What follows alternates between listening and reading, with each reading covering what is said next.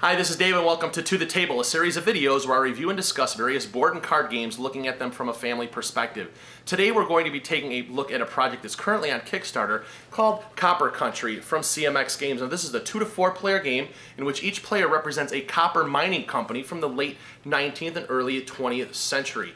And what you're going to be doing is you're going to be working to produce the most copper. Sound easy? Well, you're going to have to manage your resources properly. You're going to have to deal with labor relations as well as casualties in losing some of your miners. All right, let's take a look at this game, a little bit of how it's played, and I'll come back and I'll give you my thoughts. Okay, let's take a look at the components that come in Copper Country, and this is a prototype version of the game, so it does not reflect the final product that you will receive. In the center here, we have the game board, which is a hex grid map inspired by the mining industry from northern Michigan. There's going to be some of these little condition tokens here that you will be placing on each of the hex grids here, and when they're not prospected, it's going to limit the amount of work that you have there. And then when you do prospect, you'll turn it over and reveal, and certain benefits or penalties will occur for the rest of the game here as it determines what type of conditions and what type of mining is going to be available there. There is a game track here that is going to keep track of the game, and it's going to be measured by these black tokens here, which is called poor rock. And as you perform mining operations and deplete the resources, you're going to be left with poor rock, and so that's going to overtake the board. And as we move along here, certain things will be uncovered that will trigger certain events to happen here, and also changes in the era. And as the eras progress, there's going to be more opportunities for prosperous finds and more technology to be used. Now there's going to be a couple of decks of cards that are going to come that will go on the game board. The first one is we have these era cards. Here we have the era of exploration and expansion, and the third one here is era of exploitation. So 3 eras are going to control the conditions for this game. You're going to have a production deck here, which is going to resolve all of your mining operations. Each player is going to receive one of these game boards in front of them that explains all of the type of actions. There's a nice thing here for this resource grid as to how the cards are going to lay out as to what you're going to be using here. For example, Era 1 cards are going to require either labor or surface, equipment or underground, explosive or transport. And then during Era 2, you're going to have them moving this way. You'll have these 3 resources that will be needed, or these 3, or you'll have groups around the corner, which will happen in Era 3. So it's going to be kind of a set collection for specific types of mining operations. Also going to be explaining here how the company houses are going to work over here, and then also we have our shaft and hoist houses and how they're going to affect working mine sites. You have a spot to keep your workers here, and then when you do produce copper, it's going to be stored here in this copper pile, and you also have a spot to claim a copper find and be able to resolve that later. Each player is going to receive some figures here. These are going to be your miners that you're going to be putting to work. There can be either skilled or unskilled. We're going to have these company houses that come in the game, that these can be built to protect your workers, inspire them to work safely so that injury or death does not occur to them. We also have these shaft houses and hoist houses that can be built. And what these are going to do is, in further eras of the game, these are going to allow you to perform more work at specific mining sites. Now, one of the things that we do have is we also have our resource deck that's going to be up here, and it's going to come out over 3 eras, and each of these things you will draw, and they will give you specific resources to use. For example, this is surface here, and then there will be some flavor text here giving you a little bit more insight into the copper mining industry. And we also have some event cards that will come into play in the game. Here we have some local businesses, and we have 19th and 20th century era event cards that will take place, that will be uncovered during the game. So that's an overview of all the components. Let me show you a little bit of how this game is played. And our turn, what we're going to be able to do is we will be able to take 2 management actions, and then there will be 1 labor action that we will be able to take per turn. So the different types of management actions are, we can do it. It's called the capital call, and we can take a card from the top of the capital deck or one from the community deck and add it to our hand. We can survey, which means we'd be able to look underneath an adjacent one of these condition tokens, turn it over, reveal it, and see what that is going to produce for the game. And we can choose to build a company house, which we start building them on these campsites, and if we start having them next to each other, it's going to be an additional benefit for us to have our workers working safely and not become injured or go into what's considered unrest here, which is going to be some labor problems. And then we also have the ability to negotiate, so we can negotiate with the labor unions essentially, and we can move some of our miners from unrest and we can put them back to some of our unskilled workers that are on the game board. And then we also can immigrate, meaning if we have miners die off, if they die, we can essentially have new miners immigrate into the game. So those are the different types of management actions that we can take. So for example, labor actions that we can take, we can choose to work a specific area. So if we can move to an adjacent spot, and we would do is we would lay him down flat to show that he's been exerted, and we would be able to take some work shifts, start off with 2 here, and then there's going to be any conditions that are going to take away from them. For example, if there's poor rock here or something else is going to limit the amount of work that can be done. We can choose to stockpile, meaning that we can choose, we can exert our miner, we can draw 2 more capital cards from the deck, we can keep one and discard the other, keeping in mind with our hand limit. And then we can choose to relocate workers, so we could take them here and move them to another camp, so we can move them around the board if we choose to. Or we can choose to payroll, meaning if we don't have any ready miners, right now he's not ready, we can ready them, and I can also employ a new one, so I'd move them off of my board from my unskilled workers onto the game board.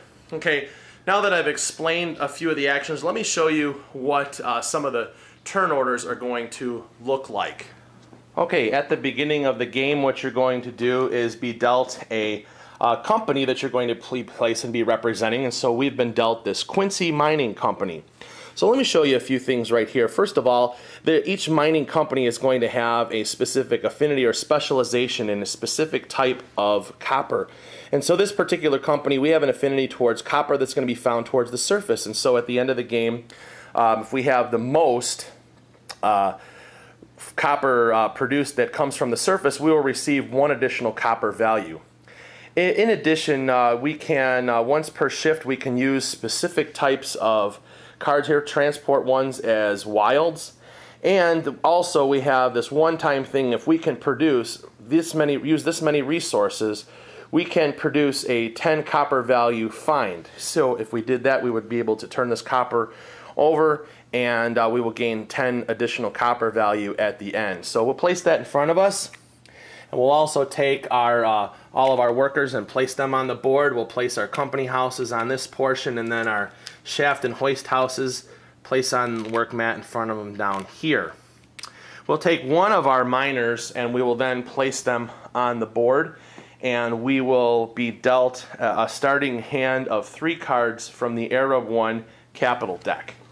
Okay, so I've had my company assigned to me, and now I have assigned one of my workers to one of the 4 camps that are on the board. I've placed him right here, and so I'm ready to go. I'm going to show you a couple of turn sequences here. Even though this is a multiplayer game, I'm just going to show you what it would look like from one player here, just so you can get an idea of some of the different actions in play.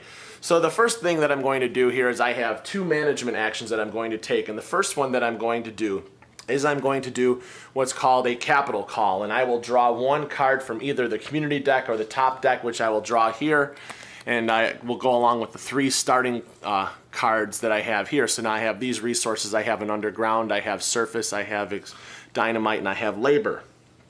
So anyways, that was my first action. My second one that I'm going to do is I'm going to survey this particular area, because if I chose just to go in here and work, I would be limited to only one shift here. So I'm going to flip this over here, and this tells me that once per shift I can use any resource as a surface resource. So that's a great benefit to have here.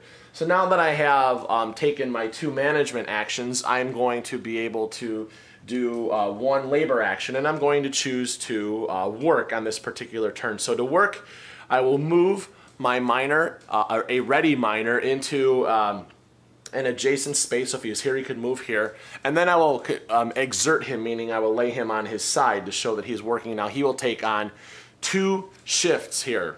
If there was poor rock here, it would be a different number of shifts, but right now I have 2. So the first shift that I have, I will reveal the top card from the production deck, and we see here this is Beyond Civilization, and this looks to me like this is going to be one of these disaster type cards, and there's a few different ways that I can deal with this. First of all, I can choose to play any resource and then take this as a claim, meaning putting it on my claim pile here and resolve it later. If I had owned 1 company house in an adjacent mine site here, meaning here because this is adjacent, all I could do is play 1 resource to resolve this.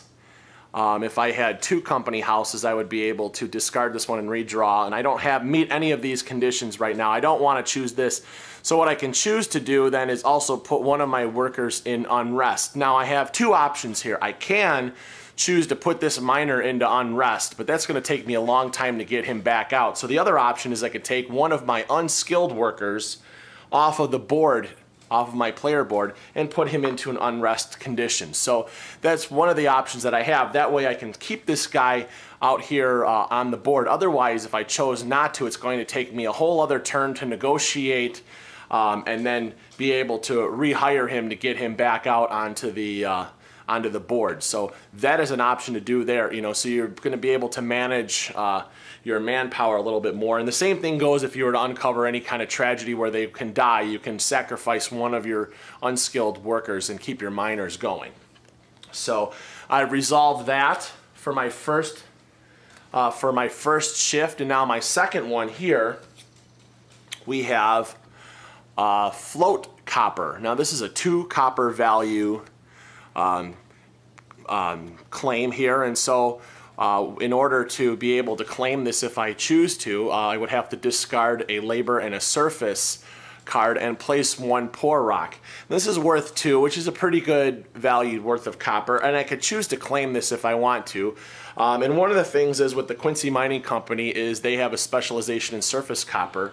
So if I look at my cards here in my hand, I do happen to have a labor and a surface. So what I'm going to choose to do is I will discard those 2 resources there, and I will now put this in my copper value, my copper pile here. And I will then have to choose and place 1 poor rock over here, because on the card the final action is it's telling me to place a poor rock. So I'm going to do that there. So that would be the end of my first turn. Now on my second action, one of the things that I can do now, or my second turn now, I have 2 management actions again, and I think the one thing that I'm going to choose to do is I will survey the next area here. So I'll choose this, turn this over, and I have a poor rock here, so I'm going to have to place a poor rock on the board. Now I can place it on any of these 3 spaces. If I place it here, that's going to essentially shut down this particular area until another era, because now for each piece of poor rock it decreases the number of shifts that you have here. Well, there's 2 here, I can't take any more shifts here. So it might be in my best interest to place it over here right now. So I can only take 1 shift here because there's 1 poor rock, and the same thing here. So placing that poor rock is going to be one of the elements that comes into play in the game. And my second action that I think I'm going, second management action, is I think I will build a company house, and I'm going to place the company house here. And so this is going to protect me from further disasters, hopefully. And then now for my second labor action, what I'm going to do is I am going to payroll, which means that I will be able to ready this guy here. And now I can employ another worker and I can place him in another camp. So I'll take another one of my unskilled workers and I will place him in another camp. And so now I can start spreading out and doing some of my work. So that's a couple of turns of how this game is played. Now this is just the first era, so it's kind of, we're just getting going here, and once you start hitting some of the other events that will be coming up, the game really picks up pace. But I just wanted to give you a flavor of a few of the different types of actions that you can take in Copper Country. Okay, let's talk about Copper Country here, and the first thing that I want to say is that I am excited about this game. I've been excited about it ever since I heard that it was going to be produced, and I've had a chance to see this game played at Protospiel conventions, and now I feel I am privileged to be able to play a working copy of this game and share my thoughts with you. Now I can say that Scott and Dave from CMX Games have been working very hard to produce a quality product and put it out into the marketplace. They have spent a lot of time and energy in developing this game and researching the historical aspects of this game and working to refine the gameplay mechanics to make a game that is mechanically sound, that plays well, provides a lot of information, and also looks great on the table. And so I believe that their hard work is paid off. Let me start off with the artwork for this game. Now I'm not sure if this is the final artwork, but what I see, I love the type of graphic that they have used. It kind of gives the cards this kind of a rugged look, and that's what you want. This game is about mining, and so that lends to the theme. Now let me talk about the gameplay mechanics themselves, because this game is going to be all about resource management and your hand management, and you do have some area control in there. There is a lot of decisions to make in this particular game. You have a variety of management actions and labor actions to use during the game. So this is going to really put you in the basically the boss's seat of managing a company. So you have a lot of different options, and over the course of the game you're going to really have to make all of those moves count, because you only have so much time, because once that timer wears out, the game is over, and your primary objective is to get the most copper. So let me talk about a few of the elements that really stand out in this game, and number one is that the use of the poor rock and the depletion of natural resources with this particular layout of this board. It really lends to that even though you're depleting resources in one area, it's going to have an effect on an adjacent area too. So it's kind of giving more of that, if you're mining underground, you may be crossing into another territory, but you are depleting those natural resources, because in real life you can't keep going to a spot and grabbing copper and copper and copper. It's going to run out, and eventually in this game here, you know what? You go to the well too many times, it's going to run dry, and so you're going to see that in particular areas. Once the poor rock starts depleting areas, you can no longer work them. So you're going to be there's going to become a fight for space, especially with other players. You're going to be able to compete to work in an area to get copper before it can no longer be worked. So you're going to have to make those moves count.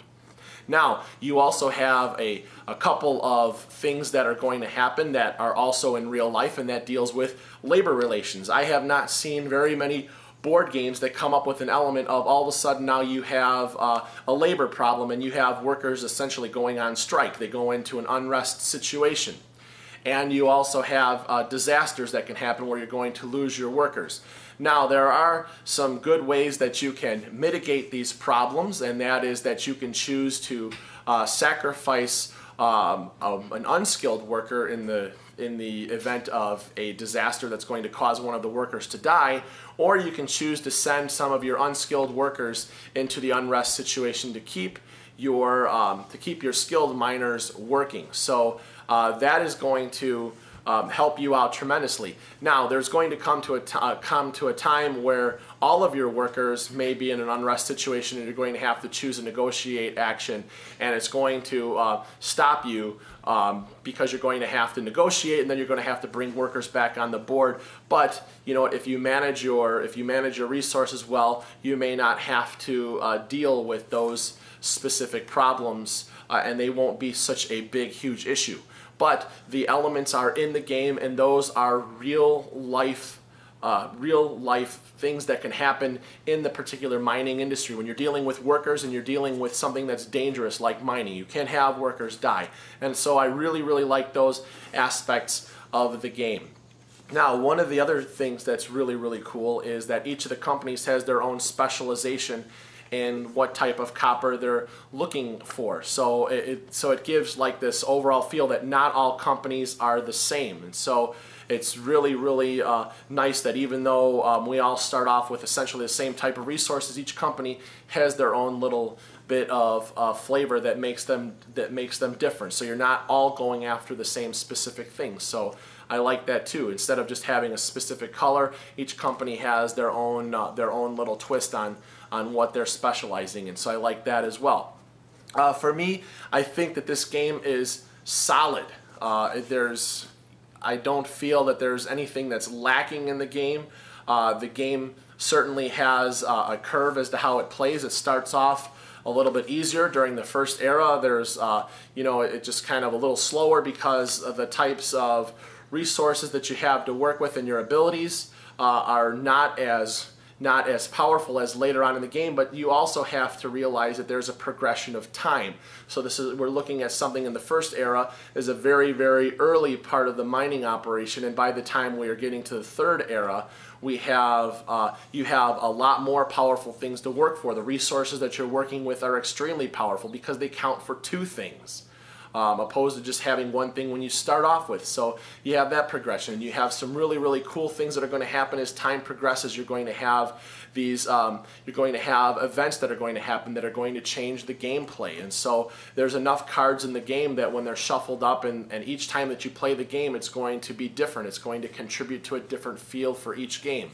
Now, looking at this game from a family perspective, this game is a definite worthwhile investment, and I will tell you why. Number one, this game brings history to life. Okay, you are looking at all of the flavor text on the cards is going to give you a really, really good insight into the historical copper mining industry around the turn of the century. So late 19th century, early 20th century. A lot of the flavor text is going to give you a lot of information. It's going to also be a great illustration in social studies and looking at the labor movement. And it's also going to be giving you lessons in managing a business and all the decisions that are involved in dealing with manpower and dealing with gathering up resources, being able to expand by the buildings that you're going to build, and just a whole array of things that go into really running a business. And so that's what this game presents, and with all those management and labor actions. So those things are all worthwhile investments. For me, I don't see this game be something for younger players. I believe that it's 14 on up. For me, I believe that a 14-year-old be able to grasp the concepts, but nobody younger than that. There's just too much that's going on, especially later in the game when the pace really, really picks up. So for me, Copper Country, this is a definite. You must back this project. This is an outstanding game. This is one of the better. This is like one of the better games that I've played in a long, long time. It's really just it's solid, and it really makes you have to think, and so I love that. It's a nice, good strategic game. So if you are interested in Copper Country, you can go ahead and click the link in the video description below and pledge your support to this project and help bring it to life. And all right, and that's it for now, and join me again next time as we take a look at another game and we see how it makes it to the table.